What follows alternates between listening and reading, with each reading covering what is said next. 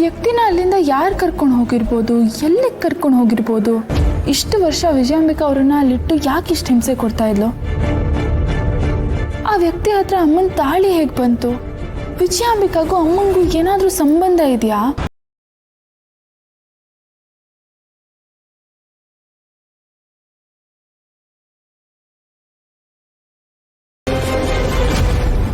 ಅರೆ ಶ್ರಾವಣಿ, ನೀನು ರಂಗೋಲಿ ಬಿಡಿಸ್ತಿದ್ಯಾ? ಅದು ಈ ತರ?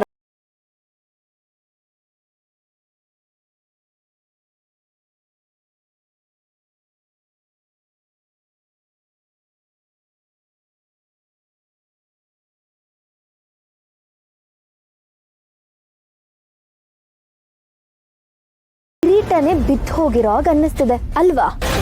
ಏನ್ ಹೇಳ್ತಿದ್ಯಾ ಶ್ರೀವಲ್ಲಿ ನೀನು? ಇನ್ನೇನ್ ಮತ್ತೆ, ಸಾಲಿಗ್ರಾಮದಲ್ಲಿರೋ ಕೋಟ್ಯಾಂತರ ರೂಪಾಯಿ ಆಸ್ತಿ ಅದೆಲ್ಲನೂ ನಿನ್ನ ಹೆಸರಿಗೆ ಬರುತ್ತೆ ಅಂತ ನಾನು ಅನ್ಕೊಂಡಿದ್ದೆ. ಆದ್ರೆ ನಿನ್ನ ಹತ್ರ ಮ್ಯಾರೇಜ್ ಸರ್ಟಿಫಿಕೇಟೇ ಇಲ್ವಲ್ಲ. ಮತ್ತೆ ಸುಬ್ಬು ಮ್ಯಾರೇಜ್ ಸರ್ಟಿಫಿಕೇಟ್ಗೆ ಸೈನು ಹಾಕಲ್ಲ. ಹಾಗಾದ್ರೆ ನೀವಿಬ್ರು ಮದ್ವೆ ಆಗಿಲ್ಲ ಅಂತ ಪ್ರೂವ್ ಆಗ್ಬಿಟ್ರೆ? ಹಾಗಾದ್ರೆ ಬರೀ ಆಸ್ತಿ ಕಳ್ಕೊಳ್ಳಲ್ಲ, ಸುಬ್ಬುನೂ ಕಳ್ಕೋತ್ಯ. ಎಂತ ಹಣೆ ಬರ ನಿಂದು. ಇಂಥ ಸ್ಥಿತಿ ನನ್ನ ಶತ್ರುಗೂ ಬರಬಾರ್ದು. ಅರೆ ಆದ್ರೆ ಇವಾಗ ಪರಿಸ್ಥಿತಿ ಬಂದಿರೋದು ನನ್ನ ಶತ್ರುಗೆ ಅಲ್ವಾ? ನನ್ನ ಜೀವನನ ಹಾಳು ಮಾಡಿರೋ ನೀನು ನನ್ನ ಪಾಲಿಗೆ ದೊಡ್ಡ ಶತ್ರುನೇ. ಆಯ್ತಾ? ನೀನ್ ಮಾತಾಡಿದೆಲ್ಲ ಆಯ್ತಾ? ನೀನ್ ಈ ಥರ ಎಷ್ಟೇ ಮಾತಾಡಿದ್ರು ನನಗೇನು ಚಿಂತೆ ಇಲ್ಲ ಶ್ರೀವಲ್ಲಿ. ಯಾಕಂದ್ರೆ ನಾನು ನಿನ್ನ ಶತ್ರು ಅಂತ ಅನ್ಕೊಂಡೇ ಇಲ್ಲ.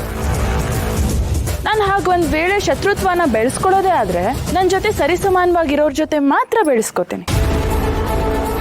ನೀನು ಧೈರ್ಯದಲ್ಲಾಗ್ಲಿ ಜಾಣ್ಮೆಯಲ್ಲಾಗ್ಲಿ ನನಗೆ ಸಮಾನೇ ಅಲ್ಲ ಶ್ರೀವಲ್ಲಿ. ಶ್ರಾವಣಿ, ಎಲ್ಲ ಕಳ್ಕೊತಿದ್ರು ನೀನ್ ಈ ದುರಹಂಕಾರದ ಮಾತುಗಳಿಗೇನ್ ಕಮ್ಮಿ ಇಲ್ಲ ಅಲ್ಲ? ನಾವು ಸರಿಯಾದ ದಾರಿಯಲ್ಲಿ ನಡೀತಿದ್ದೀವಿ ಅನ್ನೋ ನಂಬಿಕೆ ಇದ್ರೆ ಅಹಂಕಾರನೇ ಅಲಂಕಾರ ಶ್ರೀವಲ್ಲಿ. ಆ ವಿಜಯಾಂಬಿಕಾ ಜೊತೆ ಸೇರ್ಕೊಂಡು ನೀನೇನೇ ನಾಟಕಗಳು ಆಡ್ತಿದ್ಯಾ ಅಂತ ನನಗೆ ಗೊತ್ತಿಲ್ಲ ಅನ್ಕೊಂಡಿದ್ಯಾ?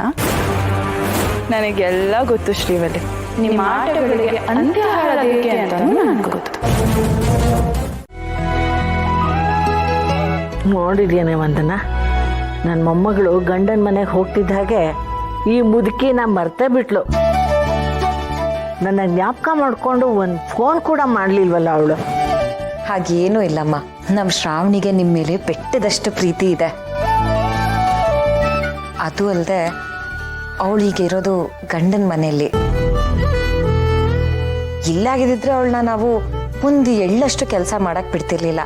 ಆದ್ರೆ ಈಗ ಅವಳು ಎಲ್ರ ಜೊತೆ ಬೆರೆತು ಕೆಲಸನ ಹಂಚ್ಕೊಂಡು ಎಲ್ರನ್ನೂ ಸಂತೋಷವಾಗಿ ನೋಡ್ಕೊಳ್ಳೋ ಪ್ರಯತ್ನದಲ್ಲಿರ್ತಾಳೆ.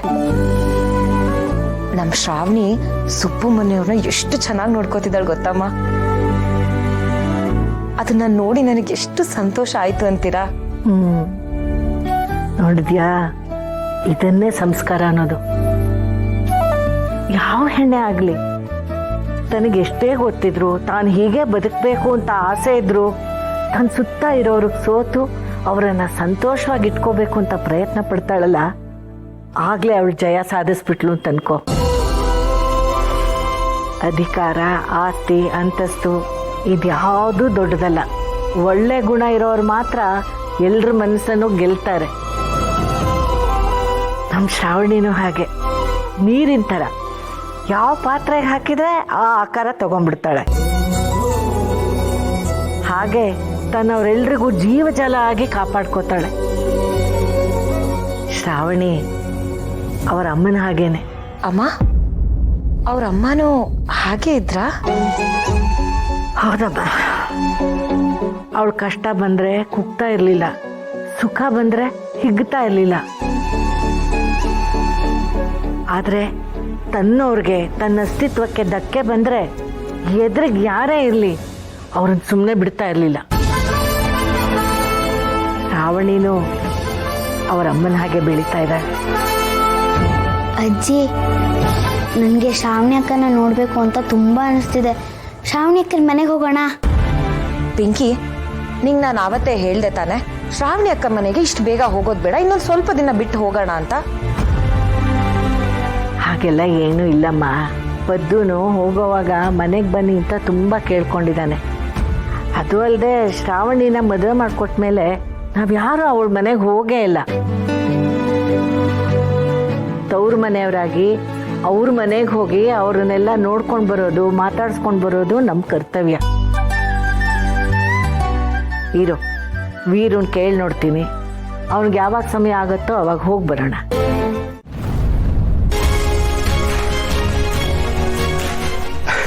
ಅದಕ್ಕೇನಂತೆ, ಸುಬ್ಬು ಮನೆಗೆ ಹೋಗ್ಬೇಕು ಅಂದ್ರೆ ಇಷ್ಟನೇ. ಅಣ್ಣ, ಅದೀಗ ಸುಬ್ಬು ಮನೆ ಮಾತ್ರ ಅಲ್ಲ, ಶ್ರಾವಣಿ ಮನೆಯೂ ಕೂಡ. ನಾನು ಶ್ರಾವಣಿ ಮನೆಗೆ ಹೋಗ್ಬೇಕು ಅಂತ ಅನ್ಕೋತಾ ಇದ್ದೆ. ನೀವು ನಮ್ಮನೆಗೆ ಬರ್ತೀರಾ? ನೀವು ನಮ್ಮ ಮನೆಗೆ ಬರ್ತೀರಾ ಅಂದ್ರೆ ದೀಪಾವಳಿ, ಯುಗಾದಿ ಎಲ್ಲ ಒಟ್ಟಿಗೆ ಬಂದಂಗೆ. ಯಾವಾಗ ಬರ್ತೀರಾ ಅಮ್ಮ? ಯಜಮಾನ್ರು ಯಾವಾಗ ಬರ್ತೀರಾ? ಹೇಳು ವೀರು, ನಿನಗೆ ಯಾವಾಗ ಬಿಡ್ವಿದೆ? ಯಾವಾಗ ಹೋಗೋಣ? ಹಾಗೆ ನೋಡಿದ್ರೆ ಇವತ್ತೇ ಹೋಗ್ಬೋದೇನೋಪ್ಪ. ಸೆಷನ್ನು ಇಲ್ಲ, ಯಾವುದು ಇಂಪಾರ್ಟೆಂಟ್ ಮೀಟಿಂಗು ಇಲ್ಲ. ಇವತ್ತೇ ಹೋಗೋಣ. ಹೌದಣ್ಣ, ನಾನು ಈಗಲೇ ಪಾರ್ಟಿ ಆಫೀಸಿಗೆ ಫೋನ್ ಮಾಡಿ ಸಣ್ಣ ಪುಟ್ಟ ಮೀಟಿಂಗ್ಗಳನ್ನ ಪೋಸ್ಟ್ಪೋನ್ ಮಾಡ್ತೀನಿ. ಇವತ್ತೇ ಹೋಗೋಣ. ಒಳ್ಳೇದಾಯ್ತಲ್ಲ. ಸರಿ ಸುಬ್ಬು, ಇವತ್ತು ನಾವೆಲ್ಲ ನಿಮ್ಮ ಮನೆಗೆ ಬರ್ತಿದ್ದೀವಿ. ಅಮ್ಮ, ಖುಷಿ ನನಗೆ ಮಾತೇ ಬರ್ತಾ ಇಲ್ಲ. ನಾನು ಆದಷ್ಟು ಬೇಗ ಮನೆಗೆ ಹೋಗಿ ಎಲ್ರಿಗೂ ವಿಷಯ ತಿಳಿಸ್ತೀನಿ. ನೀವು ಬರೋದೇ ನಾನು ಕಾಯ್ತಾ ಇರ್ತೀನಿ ಯಜಮಾನ್ರೆ. ಸರಿ, ನೀವು ಹೋಗು. ಸರಿ ಯಜಮಾನ್ರೆ, ಬರ್ತೀನಿ ಸರ್, ಬರ್ತೀನಮ್ಮ. ಒಳ್ಳೆ ಹುಡುಗ.